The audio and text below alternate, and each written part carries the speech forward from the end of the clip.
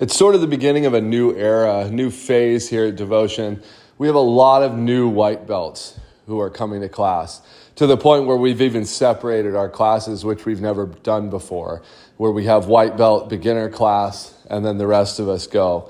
And so it's sort of highlighting a lot of the different issues that you face when you first start training, both for the white belts and for us as coaches and training partners. And that's what led me to sort of put together this video, this talk today. I was talking with my brothers about this and about how you deal with some of these issues. And for me, it hits really close to home because everything I lay out in what you're about to hear are things that I really struggled with, especially checking your ego and checking your emotions. So I hope you guys enjoy this. Sort of picks up in the conversation about talking about going to that first class and all the frustrations that you're going to face from that point on. I hope you guys get something out of it and enjoy it. Go to your first class and then really like it and be committed to it. And a month or two in, you're just not getting it. You really enjoy it, but it's becoming a source of frustration because you feel like you're not getting better. You look around and you see other white belts are getting it, and they are getting better way faster than you. So here's the thing. I was one of those guys. I know all my brothers were as well. We were the white belts that you were I just watched my son quickly become this guy when he started doing jiu-jitsu. So we were the guys that you were watching and saying, fuck, it doesn't mean you can't be better than us at jiu-jitsu. It doesn't mean you're some prodigy.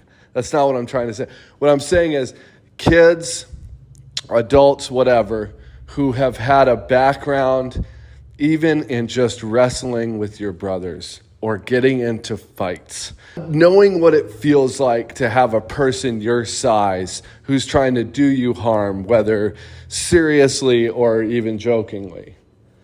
Knowing what that feels like and how to win in those situations, or at least do things that can be effective. That's what I came into jiu-jitsu with. I never wrestled in high school.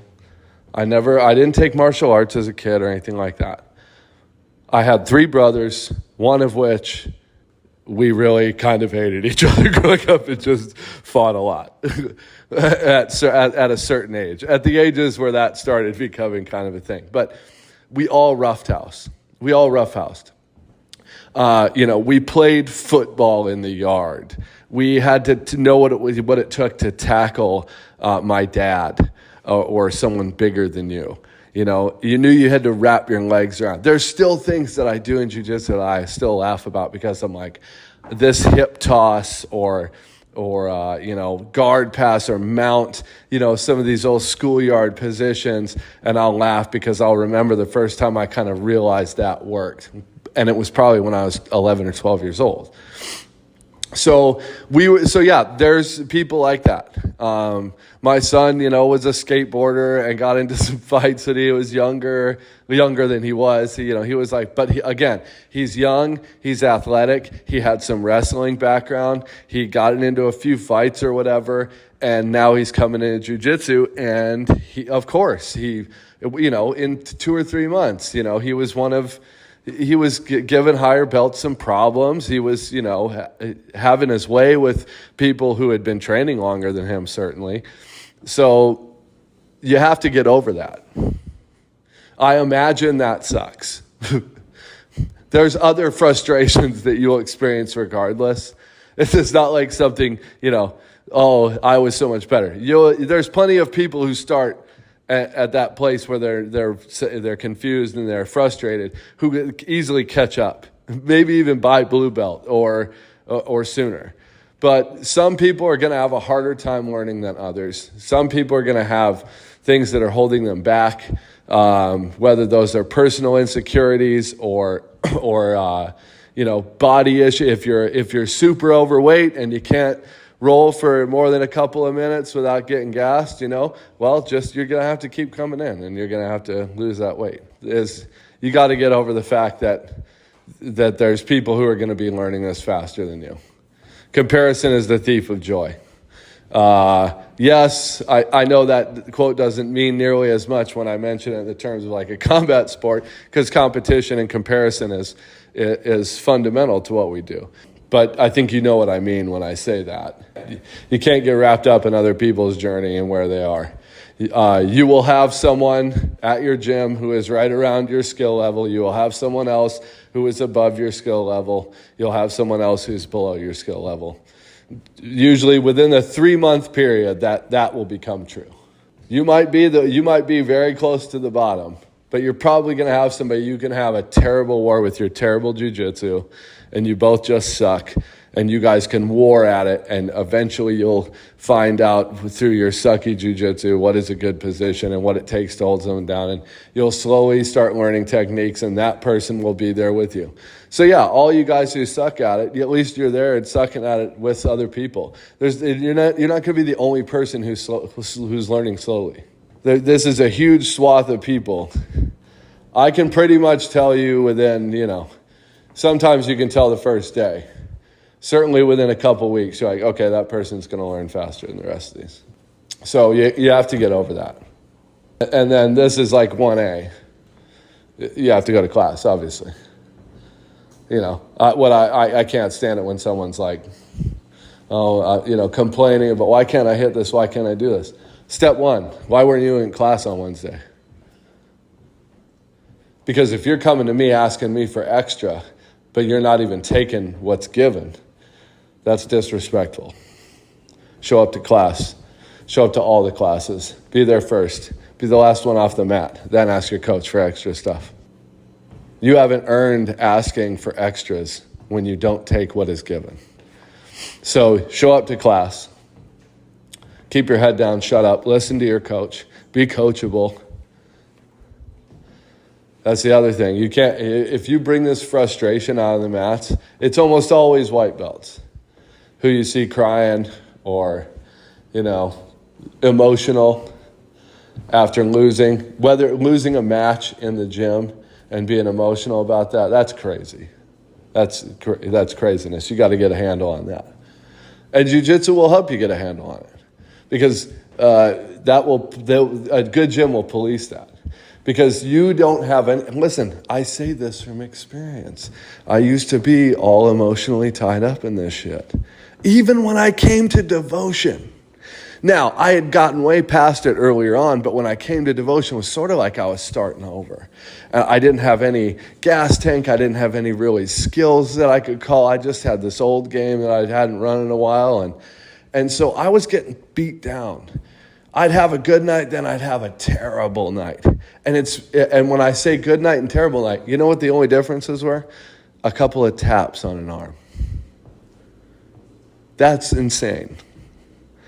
I would go home when I first moved out here. I would go home spiraling. I mean, it's literally comical to me now. I've gotten so removed from that now. I mean, I tap when shit hurts, and I move on. I keep learning. I don't muscle fuck taps. I don't go crazy for them. I try to learn stuff so that it's easy. My brother always says, make it look easy. If you can't make it look easy, what's the point? So that's what I'm trying to do. And so I laugh, but I'd be spiraling, you guys. Inconsolable. Just pissed, angry, ruined the rest of my night. It would fade within a few hours, probably. But certainly the rest of the evening, I'd wake up and I'd be like, oh my God, I was so pissed. And it's because I got tapped a few times. That's crazy. You have to understand that's crazy. You can't be so tied up in it. It's the same thing as someone being super tied up in their opinions emotionally. You're tied up in the number of wins. What you see are wins and losses because you're so stupid because you're a white belt. You don't want to encourage that in your gym. And I know most gyms don't. They tell you all the right things, but white belts are just going to go to war. Man, I'm there to roll. I'm there to have fun. That's what I'm there for. Ultimately, that's what I'm there for. If a blue belt locks something up on me and they did it the right way and it's tight, and I think I could maybe I could get out of this if I went like if it were a competition, I'm not going that hard in the gym. That sounds stupid. That sounds miserable. That sounds like I'd get injured. But hey, got the dub. I got a training W. Are you retarded? That's so crazy. So it's going to take time. Learning to detach yourself emotionally. This is the hardest part of all of this. And it's the one that's going to take the most time.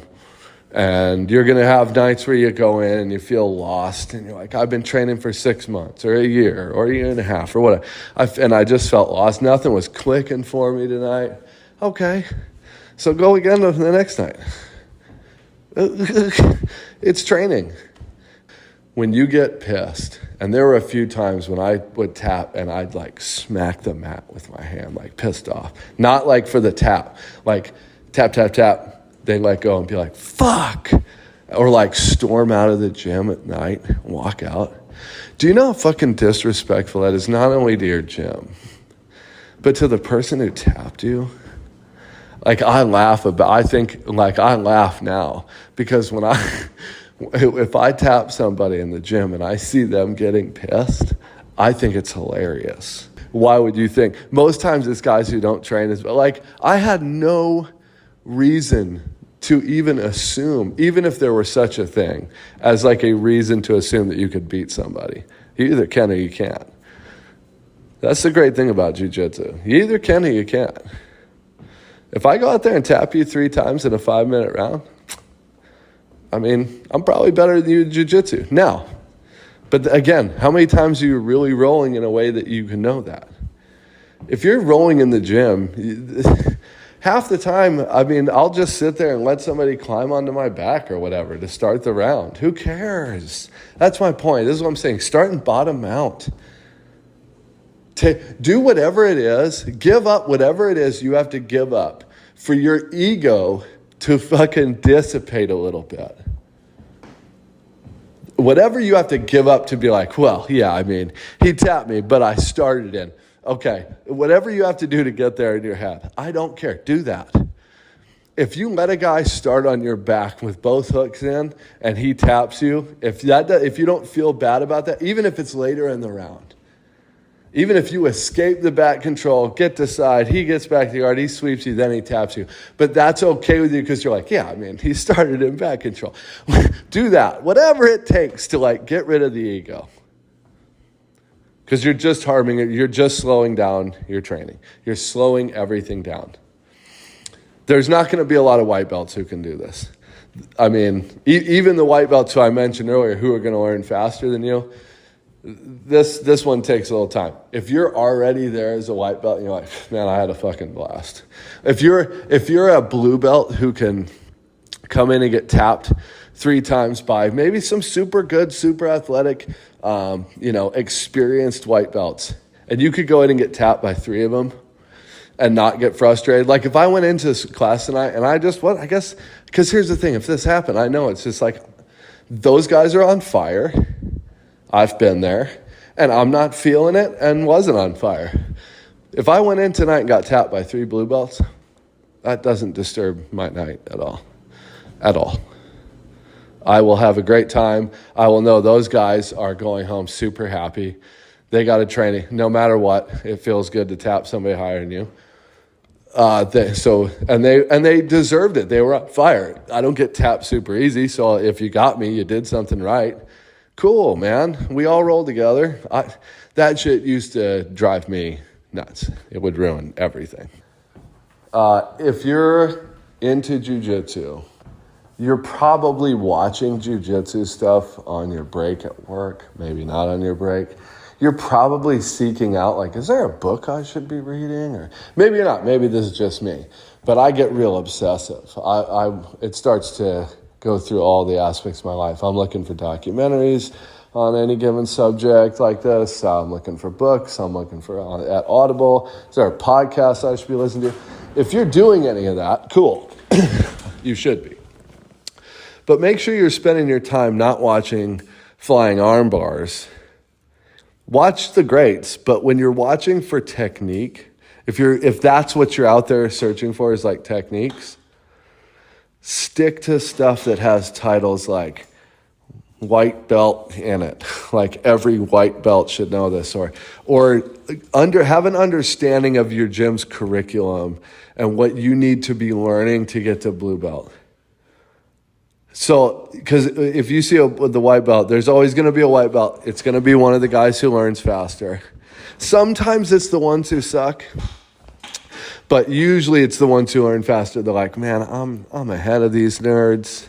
I'm just beating them up on the mats. I want to learn something else.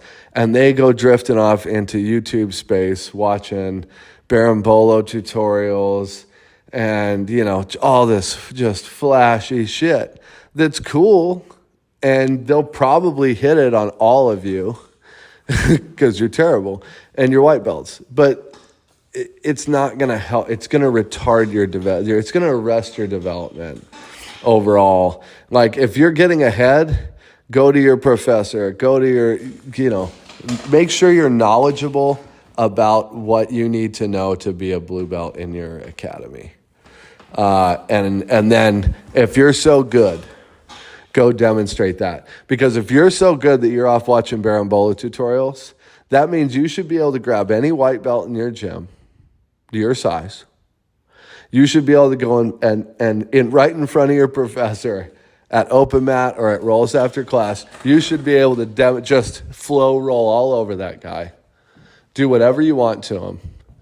And display all of the techniques with good, display all of them in a roll. Go arm bar to triangle, to omoplata, to the flower sweep. I mean, I could do this to a white belt. But if you're so good that you're off watching that means you should be able to display all the techniques. You don't ask for your belt, obviously. Goodness, I can't even believe this still happens. But you just display everything, and you keep displaying it until they put a blue belt on it. Because if you're displaying it like that, it means you're probably waxing everybody else at white belt, except for the ones who they also are watching. Trust me, everything you do is getting noticed in the gym. Don't be impatient. That's the last one. It might take you 3 years. It might take you 9 months. It depends on so many different factors. Every academy is different. Every professor is different. Some people are going to say, just get, a grasp of the basics. Boom, let's put the blue belt on you. Let's get you bumped up into the intermediate and advanced classes. Get you. Sometimes it's for some academies, it's more of just hey, you're out of the retard section. For some, it's you're prepared. You are prepared to take on and dominate blue belts in competition. And that's, some people it's going to take a long time. Other people, maybe you don't have you're training DIY like we do. You don't have a black belt around, belts can be done maybe once or twice a year sometimes. Just be patient. Stay on the mats. Have a good time. You'll get better.